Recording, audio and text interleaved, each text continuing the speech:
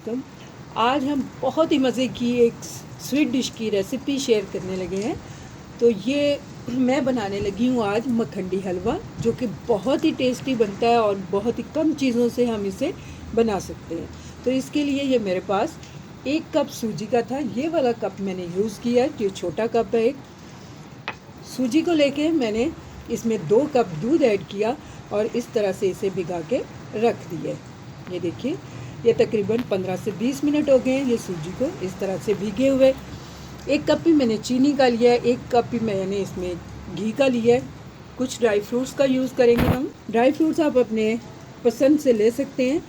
तो इसमें मैंने बादाम लिए हैं, 10 से 15 बादाम थे मेरे पास, इन्हें बारीक कट कर लिया है। 10 से 15 ही मेरे पास पिस्ते थे, उनको कट किया। 15 से 20 मेरे पास ये किशमिश है, उनको लिया मैंने। और ये मैंने कोकोनट है, जिसे मैंने इस तरह से क्रश करके रख लिया हुआ है। 3 पीस मैं छोटी इलायची के इसमें यूज़ करूँगी। तो चलिए बनाना शुरू करें बहुत ही मज़े का मखंडी हलवा। सबसे पहले बर्तन में मैंने ये देखिए घी डाल दिया है। मैं इसमें देसी घी का यूज़ कर रही हूँ, आप चाहें तो इसे ऑयल में भी रेडी कर सकते हैं। घी के गर्म होते ही मैंने इसमें ये देखिए इलायची ऐड कर दी है। थोड़ा सा इसे चलाएंगे। थोड़ी देर के बाद ही मैंने इसमें चीनी डाल दी है। मीडियम टू लो फ्लेम पे हम चीनी को मेल्ट होने देंगे, चीनी के कलर के चेंज होने तक। ये देखिए चीनी हमारी बहुत अच्छे से मेल्ट हो चुकी है और इसका कलर भी चेंज हो गया है। तो मैं इसका कलर मज़ीद ब्राउन नहीं होने दूंगी। ये कितना खूबसूरत सा गोल्डन कलर आया है इसके ऊपर। तो हमें सिर्फ इतना ही कलर इसका लेके आना है। तो यहीं पे मैं इसमें वो दूध मिली हुई सूजी ऐड कर दूंगी। इसी तरह से मिक्स करते हुए